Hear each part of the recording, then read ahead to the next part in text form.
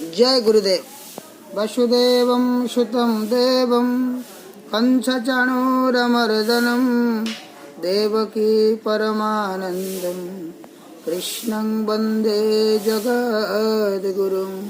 मूकं करोति वाचालं पङ्गुं लङ्घयते गिरिं यत्कृपातमहं वन्दे परमानन्दमाधवम्।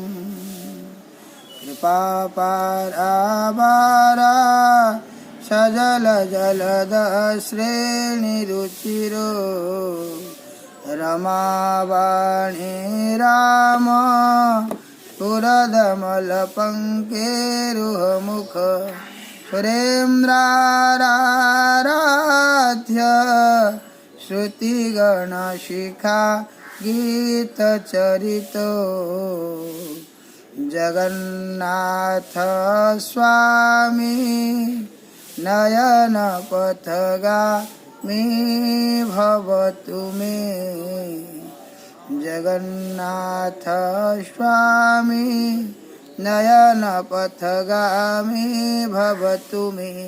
मन्नाथ श्री जगन्नाथ मद्गुरु श्री जगद्गुरु मदात्मा सर्वभूतात्मा तस्मै श्री गुरवे नमः। श्री गुरु गीता में भगवान शंकर आशुतोष माँ पार्वती जी को बोलते हैं कि मेरा नाथ श्री जगन्नाथ है। मन्नाथ श्री जगन्नाथ मदगुरु श्री जगत गुरु, मेरा गुरु ही जगत गुरु है। मदात्मा सर्वभूतात्मा, मेरा जो आत्मा है वो सर्वभूत की आत्मा है। ऐसे जो ज्ञान प्रदान करते हैं ऐसे सदगुरु को मैं बारंबार प्रणाम करता हूँ। तस्मै श्री गुरवे नमः। श्री गुरवे नमः का मतलब है गुरु के साथ श्री अर्थात उनकी महाशक्ति महामाया, जिनको हम माँ कहते हैं, जो उनको हम महालक्ष्मी कहते हैं, जिनको हम जगदम्बा अम्बा परम्बा भगवती आदिशक्ति कहते हैं, उनके साथ है। इसलिए श्रीमद् भगवद गीता में भगवान कहते हैं अनन्य चिन्तयन्तो मां ये जनाः पर्युपासते तेषां नित्याभियुक्तानां योगक्षेमं वहाम्यहम्। अनन्य मना होकर के या अनन्य मन से जो मेरा चिंतन करता हुआ मेरे को स्मरण करता है, मेरे बारे में सोचता है, मेरा गुणानुवाद मेरे भक्तों के अंदर में करता है, उनकी लीला श्रवण करता है, तो मैं उनके साथ योगयुक्त होकर के रहता हूँ और मैं उनका योग और क्षम भार वहन करता हूँ। इस जन्म का, यह काल का और परकाल का भार भगवान जगत गुरु श्री कृष्ण वहन करते हैं। इसलिए प्यारे श्याम सुंदर ये भी कहते हैं ददामि बुद्धि योगम तम येन माम उपयान्ति ते।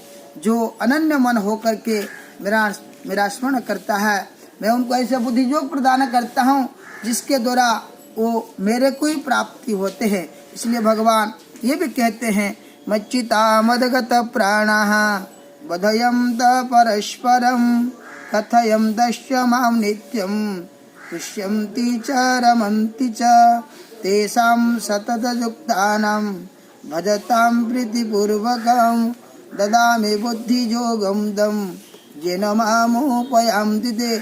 दशम अध्याय विभूति योग में भगवान साक्षात कहते हैं कि मच्चिता मदगत प्राणा, जो जिसकी चित्त मतगत हो गया अर्थात जिसने चित्त मेरे को प्रदान कर दिया, समर्पण कर लिया। मदगत प्राणा, जिसका प्राण मेरे से लगे हुए हैं, जिसका चित्त मेरे से लगे हुए हैं, मेरे गुणानुवाद से, मेरे कर्मों में, मेरे ध्यान में। ऐसे जो भक्त योग के द्वारा आश्रय करके जो भक्त जन मेरे को आश्रय करते हैं, मेरे भक्तों के अंदर में मेरा लीला गुणानुवाद श्रवण करते हैं या कराते हैं, मैं उनको ऐसे बुद्धि योग प्रदान करता हूँ जिसके द्वारा वो मेरे को प्राप्त होते। भगवान की जो कथा अमृत स्वरूप है, तब कथा अमृतम तप्त जीवनम कविभिरीडितम कल्मषापहम श्रवण मंगलम श्रीमदाततम भुवि गृह्णन्ति ते भूरिदा जना न खलु गोपिकानन्दनो भवान् अखिल देहिनां अंतरात्मदृक् विखन सार्थित विश्वगुप्तये सखौ देवान सात्वताम कुले।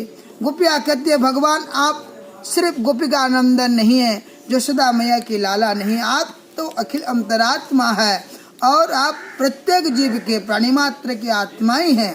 इसलिए इस विश्व को उद्धार करने के लिए, इस विश्व के भय को दूर करने के लिए इस ऋषि वंश में, यदुवंश में आपका प्राकट्य हुआ है। इसलिए भगवान की कथा जो श्रवण करता है उनका सारा पाप ताप कलमश नष्ट हो जाता है और उनके अंदर में श्रीमदातम उनको लक्ष्मी प्राप्ति होती है और धन ऐश्वर्य संपन्न हो जाता है और उनको पराभक्ति अर्थात माधुर्य भक्ति और ऐश्वर्य की भक्ति दोनों प्राप्ति होती है। भगवान दोनों देने में समर्थ है, इसलिए भगवान सर ऐश्वर्यवान है। और जगत में ये ससागरा वसुंधरा में वही लोग बड़े धन्य हैं जो भगवान का कथा का दान करते हैं और वो लोग भी धन्य हैं जो भगवान का कथा का श्रवण करते हैं, सुनाते हैं या कहते हैं। इसलिए भगवान की चरण में समर्पण करके उनको आत्मस्वरूप मान करके जो भक्त जन जीवन आश्रय करते हैं उनकी ही इस मृत्यु संसार से उद्धार कर लेते हैं। तेषामं समुद्धर्ता मृत्यु संसार सागरात भवामि न चिरात् पार्थ मया व्यशीत चेतसाम। जय श्री कृष्ण।